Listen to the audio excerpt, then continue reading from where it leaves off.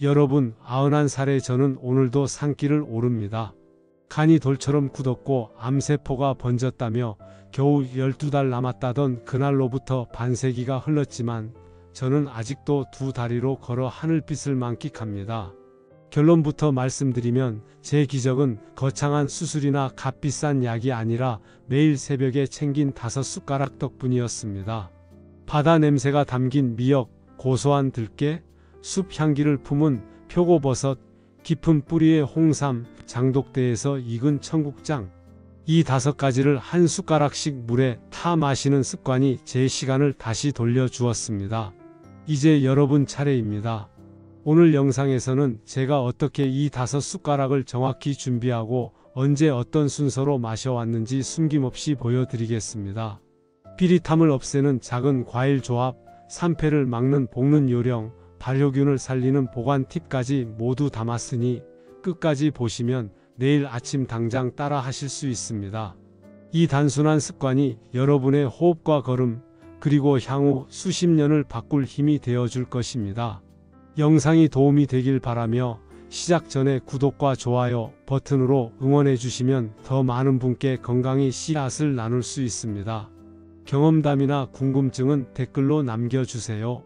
그럼 지금부터 여러분의 새로운 하루를 열어줄 5숟가락의 비밀을 함께 살펴보겠습니다. 단 한 줄의 진단서가 당신의 내일을 앗아간다면 그 다음 순간 무엇을 붙잡으시겠습니까? 만약 내일 아침 진료실 문 앞에서 앞으로 12달 남았습니다 라는 선고를 듣는다면 여러분 마음에는 어떤 풍경이 펼쳐질까요? 막차가 끊긴 역처럼 고요할까요? 아니면 번개가 한밤중 창문을 가르는 듯 번쩍일까요? 저는 50대 중반 봄날에 그 말을 들었습니다. 간이 돌처럼 굳어 손 쓸 틈이 없고 암세포가 이미 몸 구석구석 뿌리를 내렸다는 의사의 한마디는 미리 적어놓았던 모든 내일을 지워버리기에 충분했습니다. 집으로 돌아오니 아내는 저녁상을 차려두고 기다렸고 두 아이는 시험 공부에 열중하고 있었지요. 그 평범한 풍경이 눈부시게 아득했습니다. 식탁 앞에 혼자 앉아 흐르는 달빛에 젖은 부엌을 바라보며 속으로 중얼댔습니다. 여기서 무너질 수는 없어. 평생 한의학을 연구해온 저는 서양의학이 내린 마지막 판정 앞에서 오히려 낡은 고서를 펼쳤습니다. 밤마다 책장을 뒤적이며 수천 년을 건너온 지혜를 되살려야 했습니다. 달아빠진 종이에 적힌 처방을 토대로 해조류를 마시고 들깨를 볶아 갈았으며 표고버섯을 햇볕에 말려 가루로 빻았습니다. 홍삼을 달여 마시고 청국장을 띄워 먹으며 몸의 변화를 세밀히 기록했습니다. 책상 한쪽엔 먼지가 쌓인 문헌 더미가 산처럼 높아졌고 반대편에는 이름 없는 뿌리와 풀잎이 수북이 쌓여갔습니다. 100일 남짓이 흐른 어느 새벽, 저는 5가지 재료 앞에서 걸음을 멈추었습니다. 미역, 들깨, 표고버섯, 홍삼, 청국장. 너무 흔해 자주 지나쳤던 것들이 오히려 오래된 기록 속에서 번갈아 빛나고 있었습니다. 기혈을 돌리고 독소를 씻으며 장부를 보듬는다는 말이 반복되어 적혀 있었습니다. 믿음이라기보다 절박함에 가까운 마음으로 저는 새벽마다 물 한 컵을 데워 그 5가지를 한 숟가락씩 풀어 마셨습니다. 30일이 지나자 밤마다 저를 괴롭히던 통증이 잦아들었습니다. 60일이 지났을 때는 새벽이면 자연스레 눈이 떠졌고 90일이 되자 거울 속 얼굴에 핏기가 돌았습니다.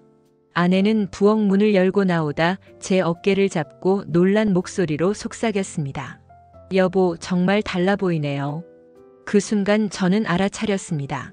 아직 희망이 살아있다는 것을.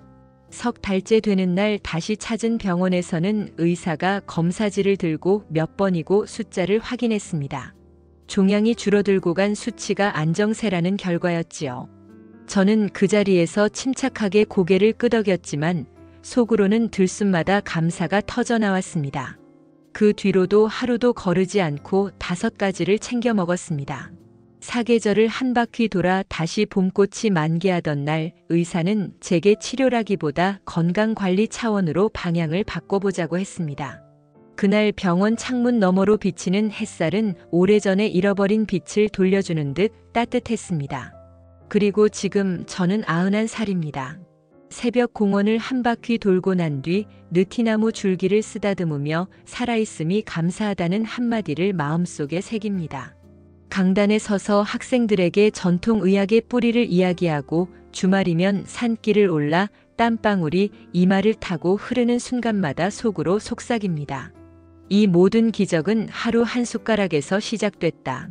어쩌면 이 이야기를 듣는 분들 중에는 만성 통증에 지치고 오르는 혈압 수치에 한숨이 길어지는 분들도 계실 것입니다. 제가 전하고 싶은 메시지는 거창하지 않습니다.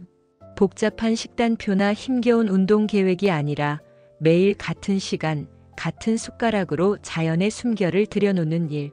그 단순함이야말로 몸을 살리고 내일을 밝히는 불씨가 되었습니다.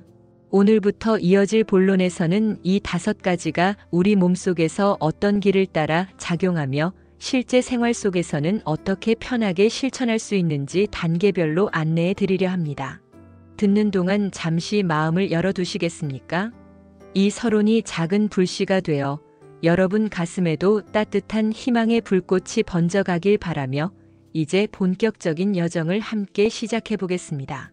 새벽 공원을 걷다 보면 풀잎에 맺힌 물방울이 발끝에서 또르르 굴러 떨어집니다. 그 맑은 한 방울이 땅속으로 스며들 듯 우리 몸속에도 작은 변화가 스며들어야 큰 흐름이 바뀝니다. 오늘 본론에서는 그 변화를 일으킬 5가지 식재료의 구체적인 원리와 실천법, 그리고 실제 삶을 바꿔낸 사례를 차근차근 풀어드리겠습니다. 서론에서 말씀드린 대로 복잡한 비법은 없습니다. 오직 자연이 건네준 5숟가락, 그리고 꾸준함이 전부입니다. 먼저 바다에서 온 미역 이야기입니다. 미역 속 끈끈한 점액질은 오래 쌓인 노폐물을 부드럽게 감싸 밖으로 이끌어줍니다.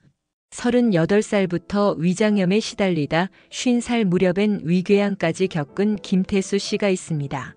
약만 늘어가던 김 씨는 제 권유로 생미역을 갈아 공복에 마시기 시작했습니다.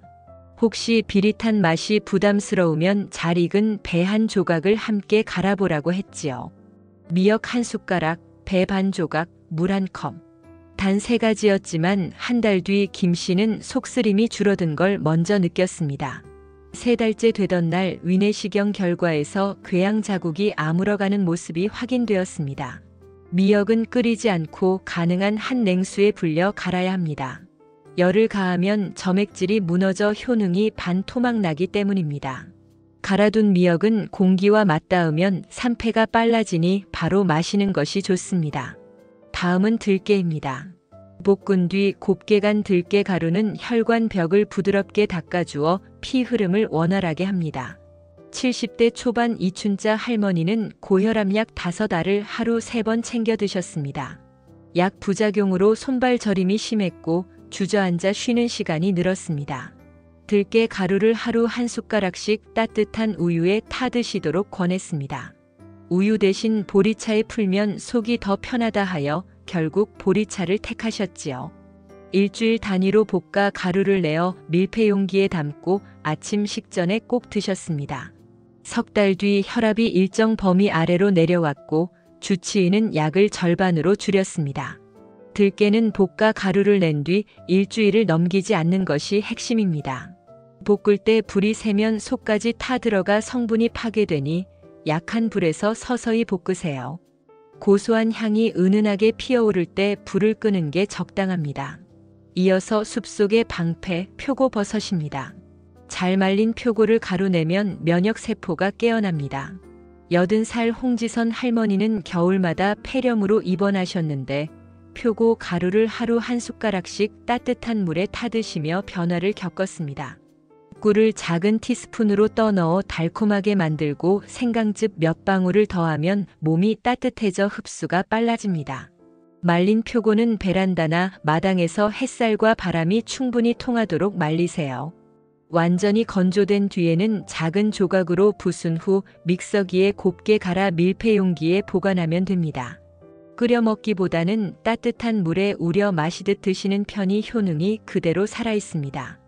홍 할머니는 다음 해 겨울을 병원 한 번 가지 않고 넘겼고 지금은 손주들과 등산에 나설 정도로 기운이 넘칩니다. 4번째는 뿌리가 깊은 홍삼입니다. 많은 분이 보약으로만 생각하지만 제가 강조하고 싶은 건 적정량을 지키는 꾸준함입니다. 항암 치료 후유증으로 하루 대부분을 침대에 누워 지내던 윤미자 할머니는 홍삼 추출액 한 숟가락을 따뜻한 물 한 컵에 희석해 아침마다 음용했습니다. 대추 한 조각을 띄워 달콤한 향을 더했지요. 2달 뒤 할머니는 침대에서 나와 오전 햇살을 쬐며 공원을 걷기 시작했습니다. 홍삼은 과다 섭취하면 오히려 불면이나 두근거림을 부를 수 있으니 한 숟가락 이상은 넘기지 않는 편이 좋습니다. 또 만성 질환으로 약을 드신다면 복용 간격을 두고 홍삼을 드셔야 상호작용을 피할 수 있습니다. 마지막 5번째는 청국장입니다. 발효된 콩이 장 속 미생물에 연료를 공급해 면역의 뿌리를 단단히 다집니다. 90대 박순곤 할아버지는 잦은 변비와 피부 가려움으로 고생했습니다.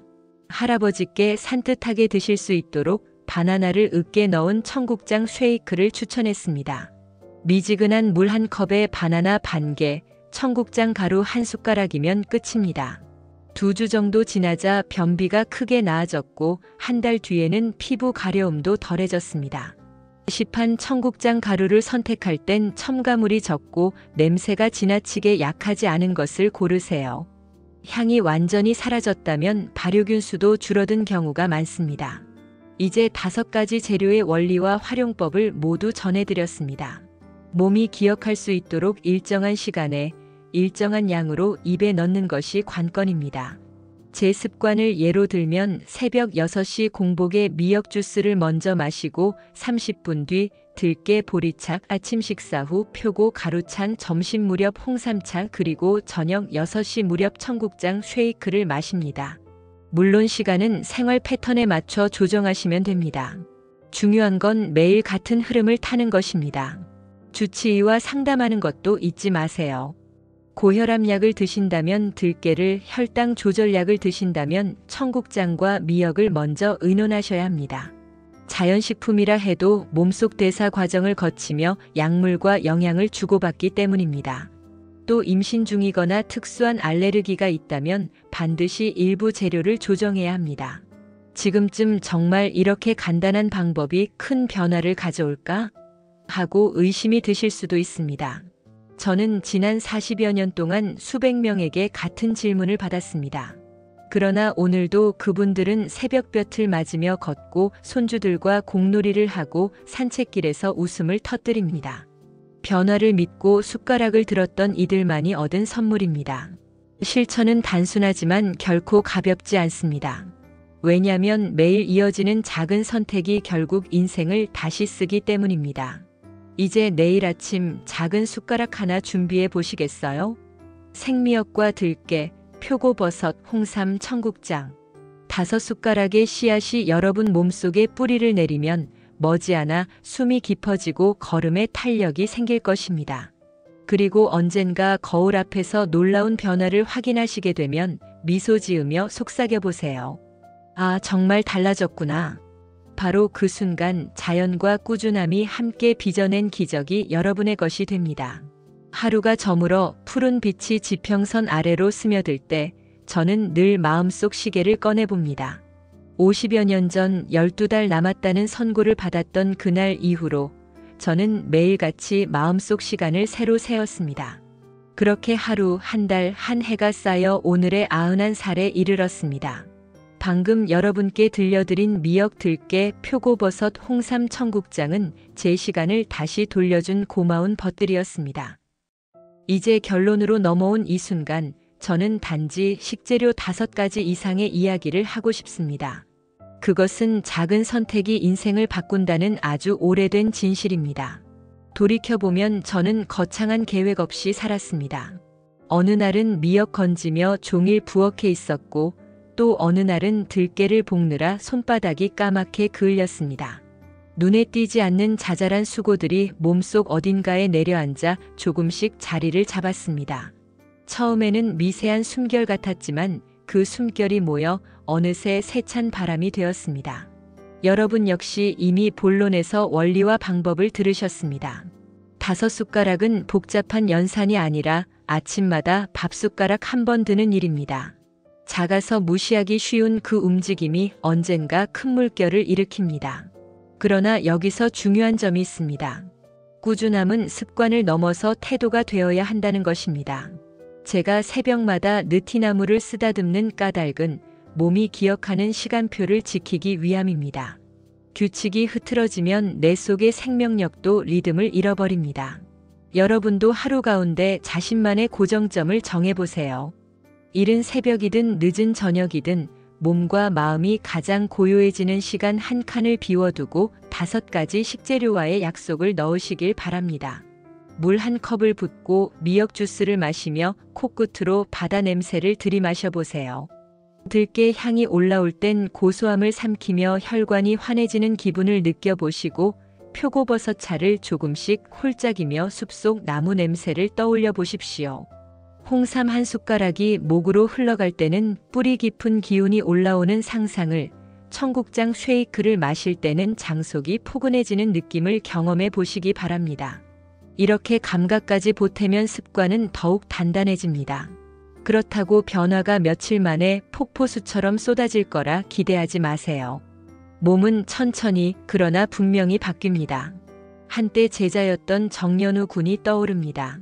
39살의 고질적인 위염으로 고생하던 친구였는데 5가지 습관을 들인 지 1년째 되던 날 이런 문자를 보내왔습니다. 선생님, 아침마다 속이 따뜻해서 잠에서 저절로 깹니다. 몸이 깨어나면 마음이 춤을 춥니다. 마음이 춤을 추면 삶 전체가 리듬을 탑니다. 그 리듬은 결국 여러분을 새로운 길로 이끌 것입니다. 물론 주의할 일도 잊지 마세요. 만성질환으로 약을 드신다면 주치의와 먼저 상의하시고 알레르기가 있다면 꼭 식재료를 확인해야 합니다. 저는 자연의 힘을 믿지만 그 힘도 몸 상태에 따라 조율해야 한다고 늘 강조합니다. 또한 미역은 반드시 생으로, 들깨는 볶은 지 일주일 안에, 표고버섯은 낮은 열로, 홍삼은 하루 한 숟가락을 넘기지 않도록, 청국장은 발효균이 살아있는 신선한 것을 택해야 한다는 원칙을 지켜주세요. 한 가지라도 소홀히 하면 효능이 줄어들거나 오히려 부담이 될 수 있습니다. 이제 묻고 싶습니다. 당신의 12달은 어디로 흘러가고 있나요?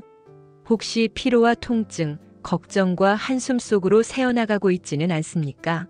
5숟가락이 그 도랑을 막고 새로운 강줄기를 낼 수 있습니다. 시작은 작은 물방울이어도 꾸준히 모이면 큰 강을 이루고 결국 바다로 나아갑니다. 제가 그 길을 걸어왔고 수많은 이들이 뒤따랐습니다.